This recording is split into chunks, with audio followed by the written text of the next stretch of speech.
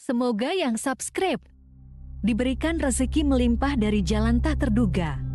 Dan yang like komen, dimudahkan jalannya menuju surga di hari akhir nanti. Siapa yang tak mendengar nama Qorun? Dia adalah seorang sosok kaya raya di zaman Nabi Musa yang namanya melegenda hingga sekarang. Kisahnya diabadikan dalam Al-Quran, bahkan menjadi peribahasa atau ungkapan di masyarakat guna menggambarkan seseorang yang mirip dengan tabiatnya atau menisbatkan harta yang ditemukan terpendam dalam tanah sebagai harta Qorun. Qorun adalah miliarder kaya raya yang hidup sejaman dengan Nabi Musa.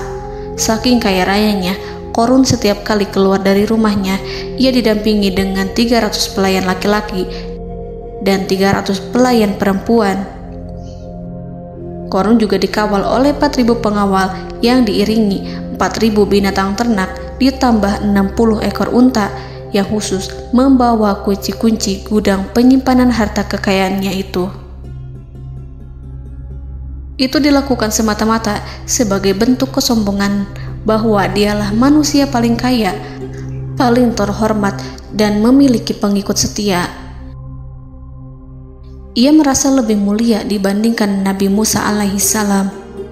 Orang-orang tentu saja akan penasaran seberapa banyak harta kekayaan Qorun jika pengawal dan pembawa kunci gudang kekayaannya sebanyak itu.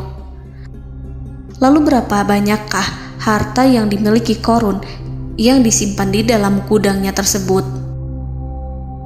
Sebelum saya melanjutkan, dimohon untuk menonton video ini sampai selesai supaya tidak ada kesalahpahaman dalam memahami isi cerita, serta mohon bantu channel ini semakin berkembang dengan cara tekan subscribe dan silakan tinggalkan like serta komen positifnya. Semoga dukungan pemirsa Risalah Kehidupan bernilai pahala dan menjadi wasilah dimudahkannya segala urusan pemirsa sekalian. Pemirsa Risalah Kehidupan, di zaman sekarang banyak orang yang mengistilahkan rezeki yang tak terduga dengan istilah harta Qorun. Lalu dari manakah sumber harta kekayaan Qorun yang sangat luar biasa itu? Serta di manakah Qorun dan hartanya ditenggelamkan? Siapakah Qorun dan bagaimana kisahnya dengan Nabi Musa? Qorun merupakan kaum Nabi Musa alaihissalam. Disebutkan oleh Ibnu Jurayj, nama lengkap Qorun adalah Qorun ibnu Yashar, ibnu Qahis, ibnu Lawi, ibnu Yakub. Ia merupakan putra paman atau sepupu Nabi Musa alaihissalam. Pasalnya, Nabi Musa alaihissalam sendiri adalah putra Imran, sedangkan Imran adalah putra Qahis. Dengan kata lain, Qorun masih satu kakek dengan Nabi Musa alaihissalam, yakni kakek Qahis. Ia adalah umat Nabi Musa yang taat. Tidak hanya memiliki banyak harta, Qorun juga termasuk orang yang cerdas dan berilmu. Ia menguasai ilmu duniawi dan ilmu ukhrawi, dan tercatat bahwa Qorun adalah ahli di bidang kimia. Dirinya tercatat sebagai ahli kitab Taurat setelah Nabi Musa. Kepandaian Qorun dalam ilmu agama membuat dirinya sering disebut dengan ilmu nawir, atau orang yang memberi cahaya dan penerangan. Suaranya terkenal merdu dalam membaca kitab Taurat. Selain itu, Qorun juga lihai dalam berbisnis. Ia mengetahui trik investasi yang menguntungkan, serta jalur perdagangan internasional yang strategis di zamannya. Kekayaan Qorun begitu banyak, sebagaimana tercatat dalam surat Al-Qasas ayat 76. Sesungguhnya Qorun termasuk kaum Musa, tetapi dia berlaku aniaya terhadap mereka. Kami menganugerahkan kepadanya perbendaharaan harta yang kunci-kuncinya sungguh berat dipikul oleh sejumlah orang-orang yang kuat. Dalam riwayat Kaisamah disebutkan, kunci gudang kekayaan Qorun dibutuhkan 60 bigol atau sejenis kuda kecil. Ukuran kuncinya sebesar jari, bahannya terbuat dari kulit, dan setiap kunci digunakan untuk satu gudang. Maka keluarlah Qorun kepada kaumnya dalam kemegahannya. Para ulama tafsir menjelaskan Qarun keluar dengan mewah diiringi dengan 300 gadis berbaju merah dan 4.000 kendaraan kuda. Tak heran, iring-iringan Qarun itu mengundang decak kagum mereka yang gandrung terhadap harta kekayaan. Sebagaimana yang terekam dalam ayat Al-Quran, moga-moga kiranya kita mempunyai seperti apa yang telah diberikan kepada Qarun. Sesungguhnya ia benar-benar mempunyai keberuntungan yang besar. Quran Surat Al-Qasas ayat 79. Namun tak sedikit kaumnya yang mengingatkan. Ingatlah ketika kaumnya berkata kepadanya, janganlah engkau terlalu bangga, sesungguhnya Allah tidak menyukai orang-orang yang terlalu membanggakan diri atau farihin. Ulama menafsirkan istilah farihin di sana juga berarti takabur, zolim, berbuat kerusakan, arogan, dan tak mau bersyukur terhadap nikmat.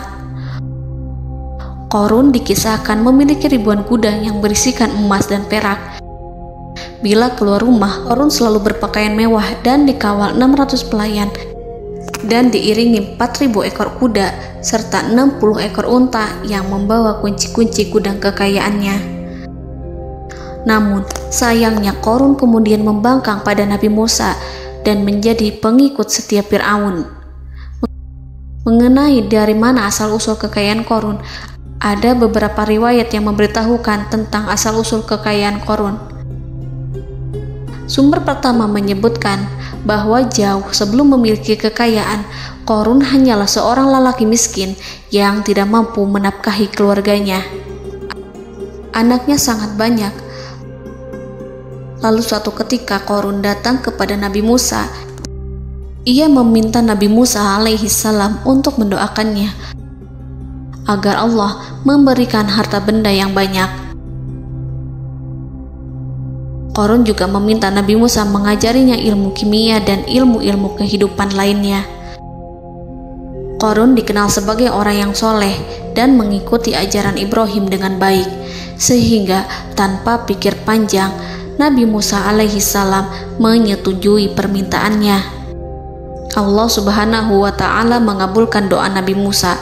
Qarun diberikan kecerdasan luar biasa dan menguasai ilmu yang telah diajarkan kepadanya. Qarun menguasai teori dan praktik pembuatan emas permata dan beragam perhiasan mewah lainnya.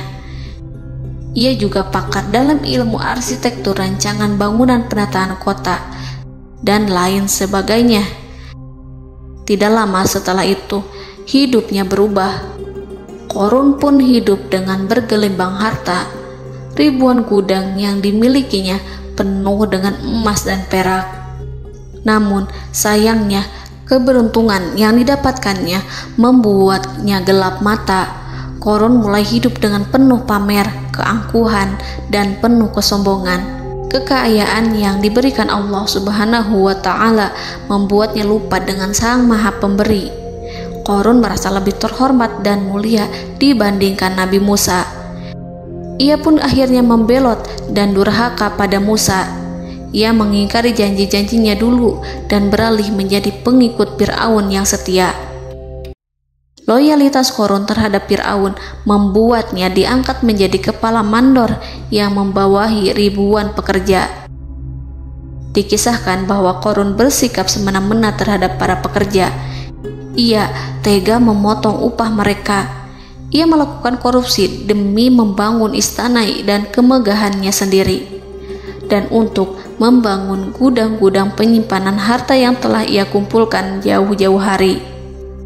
Ketika datang perintah zakat, Nabi Musa alaihi salam pergi menemui Qarun dan memerintahnya mengeluarkan zakat sebesar 1 dinar dari setiap 1000 dinar hartanya, 1 dirham dari setiap 1000 dirham, 1 kambing dari setiap 1000 kambing, dan seterusnya. Setelah Qarun menghitung seluruh hartanya, ternyata jumlah zakatnya sangat besar. Kekikirannya pun mulai menghalangi hatinya untuk mengeluarkan zakat.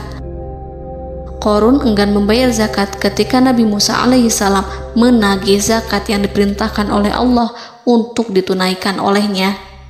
Ketika Qarun dimintai zakat, ia langsung marah dan tidak memberikan sedikit pun kekayaannya. Dia berpikir bahwa harta kekayaan yang dimilikinya didapat dari hasil kerja dan usahanya, dan tidak ada kaitannya dengan siapapun, termasuk Allah Subhanahu wa Ta'ala. Janji Qarun untuk lebih taat beribadah dan membantu sesama jika diberi kekayaan oleh Allah dilupakannya. Dia mempergunakan kekayaannya tersebut dalam kesesatan, kezoliman, dan permusuhan, sehingga membuatnya menjadi sombong dan terlena. Orang-orang beriman pada masa itu sering menasihati Qarun untuk bersyukur atas nikmat yang telah Allah berikan, tetapi dia tidak mengindahkan nasihat tersebut.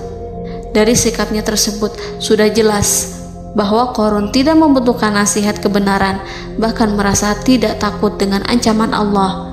Sebab Qarun merasa sudah memiliki segalanya. Qarun merasa dirinya hebat dan pintar serta punya banyak pengikut setia, punya banyak pengawal dan merasa aman karena dekat dengan Raja Fir'aun. Qarun berkata, "Sesungguhnya aku mendapatkan harta ini karena ilmu yang ada padaku." Qarun sangat sombong. Ia merasa hartanya didapatkannya sendiri tanpa campur tangan dan kehendak Zat yang Maha Kaya, yakni Allah Subhanahu wa Ta'ala. Apakah Qarun lupa ataukah ia tidak tahu bahwa Allah telah membinasakan orang-orang sombong sebelumnya yang bahkan lebih kuat darinya, yang lebih kaya darinya, yang lebih banyak pengawalannya, lebih kokoh dan tak terkalahkan dibanding dirinya? Karena terdorong sifat kikir dan angkuh, maka Qarun membuat rencana untuk melakukan tipu daya agar dia terlepas dari kewajiban membayar zakat. Dia ingin menjatuhkan nama baik dan citra baik Nabi Musa. Kemudian dia mengumpulkan tokoh-tokoh konglomerat Bani Israel. Ia berkata kepada mereka, "Wahai saudara-saudaraku, terhadap apa yang diperintahkan Musa untuk membayar zakat, apakah kalian akan mematuhinya? Sekarang dia hendak mengambil harta yang ada di tangan kalian, maka pikirkanlah suatu cara untuk menghindari perintahnya." Para pembesar-pembesar yang dipanggil kemudian menjawab, "Wahai paduka Qarun, engkau lebih besar daripada kami. Kami akan melakukan apapun yang kau inginkan." Qarun berkata, "Datangkanlah kepadaku wanita cantik. Aku akan memberinya hadiah besar jika ia berhasil menggoda dan memfitnah Musa." Ketika wanita cantik yang diinginkannya datang, Qarun memberikan kepadanya uang muka sebagai jaminan. Ia akan membayarkan seluruh yang dijanjikannya ketika berhasil menjalankan misinya. Bukan hanya itu, Qarun pun berjanji akan menjadikan wanita ini sebagai istrinya.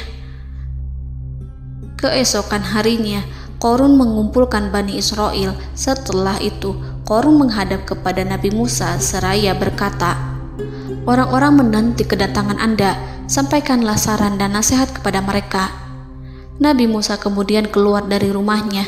Ia mulai menyampaikan nasihat pada umatnya. Di antara nasihatnya, beliau berkata, "Barang siapa yang mencuri, aku akan memotong tangannya. Barang siapa yang memfitnah, aku akan mencambuknya sebanyak 70 kali. Barang siapa yang tidak mempunyai istri dan dia berbuat zina, maka aku akan mencambuknya sebanyak 70 kali. Adapun barang siapa yang memiliki istri dan ia berbuat zina, aku akan rajam dia sampai mati."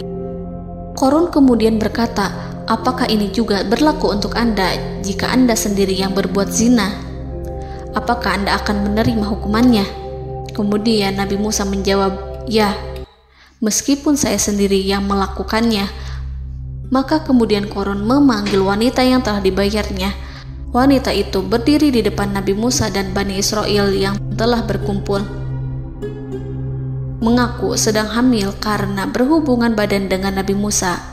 Maka marahlah Nabi Musa atas fitnah kejam yang diarahkan kepadanya. Kemudian Nabi Musa melakukan sholat 2 rakaat, lalu mendatangi wanita itu dan menyumpahnya agar mengatakan siapa yang menyuruhnya.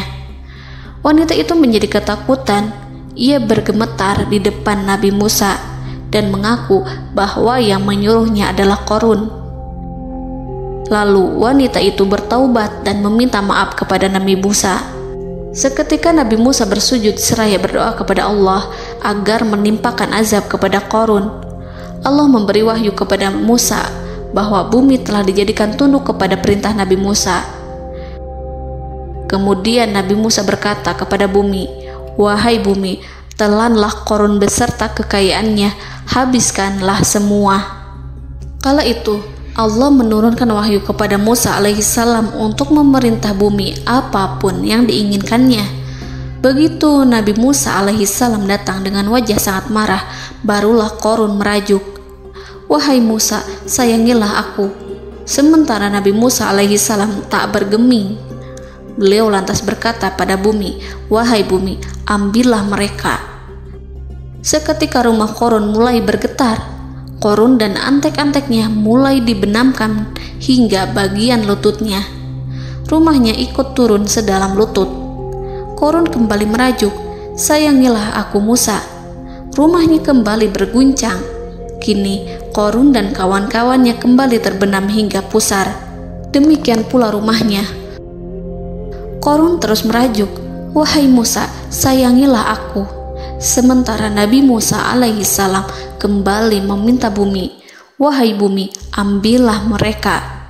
Rumah Qarun berguncang lagi, sementara Qarun dan kawan-kawannya terus terbenam hingga bagian tenggorokannya. Demikian pula rumahnya. Qarun lagi-lagi menjerit, "Wahai Musa, sayangilah aku." Namun Nabi Musa alaihissalam tak bergeming. Beliau terus meminta bumi menelannya hingga akhirnya Qarun dan kawan-kawannya hilang seluruhnya ditelan bumi. Tak lama setelah itu Allah berkata, "Wahai Musa, apa yang membuatmu bersikap demikian? Padahal demi kemuliaanku, andai dia Qarun berdoa kepadaku, niscaya aku akan rahmati. Maka kami benamkan dia beserta rumahnya ke dalam bumi, maka tidak ada baginya satu golongan pun yang akan menolongnya selain Allah, dan dia tidak termasuk orang-orang yang dapat membela diri." Quran Surat Al-Qasas ayat 81. Lalu di manakah lokasi ditenggelamkannya Qarun beserta harta bendanya? Konon berdasarkan kepercayaan beberapa masyarakat setempat, Qarun ditenggelamkan di sekitar sungai atau danau Moris yang terkenal di kota Payom, negara Mesir. Qarun konon mendirikan istana dan di tempat itu pula ia ditenggelamkan. Dahulu, Qarun berkeinginan membangun sebuah istana, namun tidak diizinkan oleh Fir'aun jika istana itu dibangun di samping istana Fir'aun. Terlebih, Qarun juga tidak ingin membangun istana di tengah pemukiman Bani Israel yang terletak di tanah Jasan. Fir'aun pun memberikan tanah di wilayah Fayom. Kemudian di tepi sungai Payom inilah Qarun membangun istananya yang megah, dan di dalamnya ia membangun Al-Khunuj, gudang penyimpanan harta berisi emas dan perak. Salah satu bukti arkeologis yang dapat dijumpai di lokasi tersebut adalah runtuhan bangunan yang diduga sebagai tempat tinggal Qarun yang berjarak sekitar 2 km dari Danau Qarun. Menurut beberapa sumber, bangunan yang masih berdiri kokoh tersebut adalah benteng yang dibangun oleh Qarun. Namun ada juga yang mengatakan bahwa bangunan tersebut adalah tempat tinggalnya. Wallahu a'lam. Semoga kita semua dijadikan orang yang Allah mampukan menjadi orang kaya namun tidak seperti Qarun,